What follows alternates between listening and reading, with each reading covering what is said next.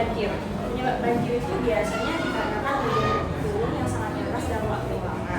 Yang kedua, saluran air ke sumber sampah. Ini lagi musim hujannya belakangan ini ya. Jadi sebelum kita untuk mengantisipasi supaya banjir itu nggak datang, yang pertama kita tuh harus membuang sampah pada tempatnya. Jangan pernah membuang sampah itu di selokan, karena itu benar-benar bisa membuat nanti kesumbat, aliran rumah kalian kesumbat, terus nanti jadinya jadi banjir. Nah yang kedua, kalau misalnya banjir itu udah ada, misalnya kalian lihat nih di depan rumah kalian, di sekitar rumah kalian itu udah ada punya banjir, untuk aktivitas pertama adalah kalian harus menyimpan berkas-berkas atau dokumen-dokumen yang berharga itu kayak masuk ke dalam tas, dan kalian bilang sendiri. Jadi kalau kayak udah masuk ke rumah kalian, udah aman tuh semua kayak dokumen kartu keluarga, akte kelahiran kalian, ijazah kalian mungkin. Pas banjir, nah setelah banjir itu harus ngapain sih? Yang pertama itu tentunya harus mandi, karena supaya menghindari penyakit-penyakit seperti yang dijelaskan tadi. Lalu yang kedua itu kalau misalnya udah ada makanan-makanan yang terkena air banjir, itu jangan dimakan lagi karena sudah terinfeksi oleh kuman. Lalu yang terakhir itu kalau misalnya banjir sudah masuk, lalu tanah-tanah itu banyak yang lumut, pastinya harus dibersihkan kan. Jadi bantu ayah atau ibu kalian untuk bersihkan. Kalau misalnya rumah kalian tidak terdampak banjir, boleh bantu untuk tetangga-tetangga yang terkena banjir. Sekian dari saya.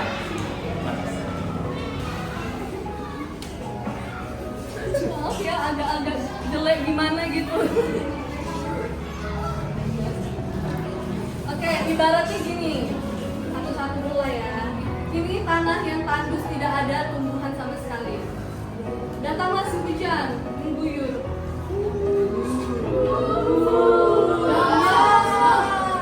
Itulah yang kenapa deh? Kurang praktis ya.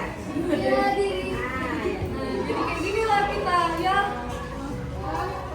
Nah, tanahnya jadi ini kan longsor kan. Itu yang kena ke rumah kita kalau kena banjir, karena tidak ada apa ini. Nah, tidak ada juga selokan di sini yang bisa menahan si air tersebut, karena bisa jadi selokan itu mampet, kena sampah. Nah, ini gimana bang?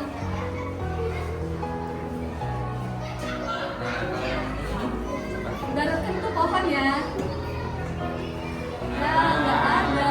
Dikit sih keluar, nggak kayak yang tadi ya kan. Kalau ini kan agak menetes, ada yang menahan dari air tersebut, yaitu akar. Kalau kakak bilang ngambek, kalian duduk. Oke. Kalau kakak bilang ngambek, kalian tertawa.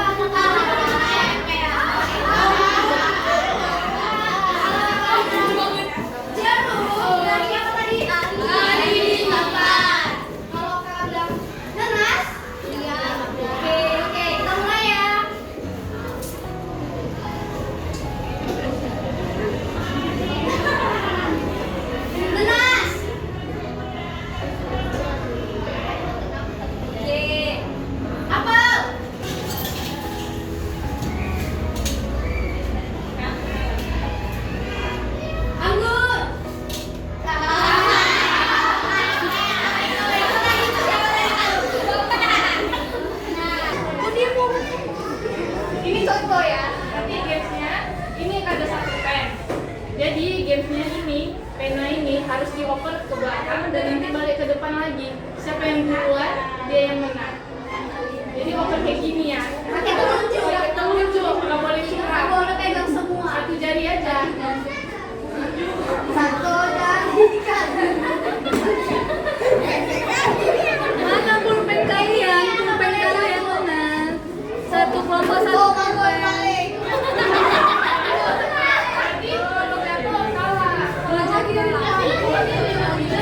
Ya kalau jatuh diulangi ke depan ya. Gak boleh dilanjut kalau ulangi dari depan, gak boleh dilanjut.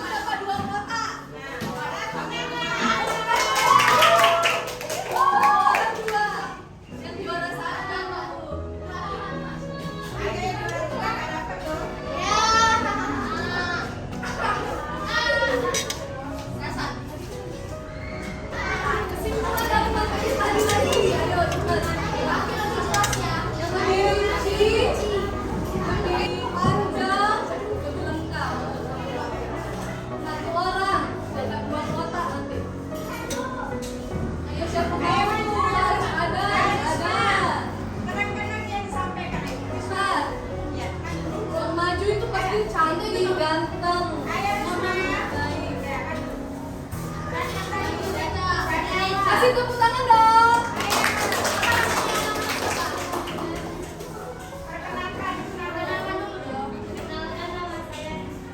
Halo Risma.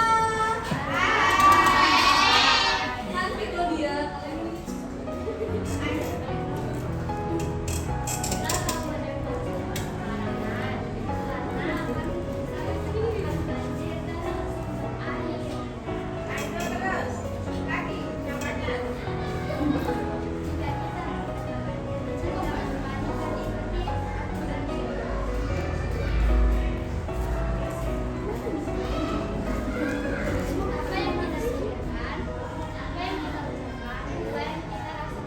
Ayo coba sebut lagi tadi. Apa yang kita pikirkan, apa yang kita ucapkan, itulah yang kita rasakan. Itu harus diingat selamanya.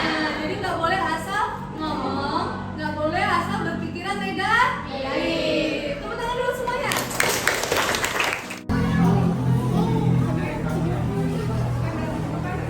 Ini kepala sekolah udah lanjut.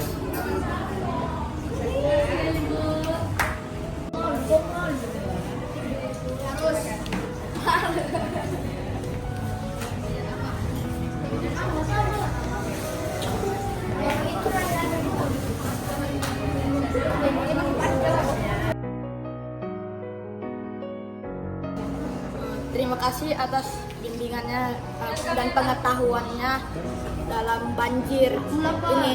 Terima kasih Kak. Terima kasih Kak bimbingannya. Kalau kakak kasih kami, mungkin kami kurang tahu. Terima kasih Kak atas pelajaran dan bimbingannya. Semoga kedepannya lebih baik lagi. Terima kasih Kak, berkat Kakak saya tahu apa itu arti banjir. Terima kasih atas kunjungannya dari adik-adik UPI di jurusan sosiologi. Semoga ilmu yang kalian berikan kepada anak-anak kami bermanfaat, lebih ditingkatkan lagi. Cara menyampaikannya memang sudah baik dan ini bisa disampaikan ke sekolah-sekolah yang lain karena ilmunya sangat bermanfaat untuk anak-anak.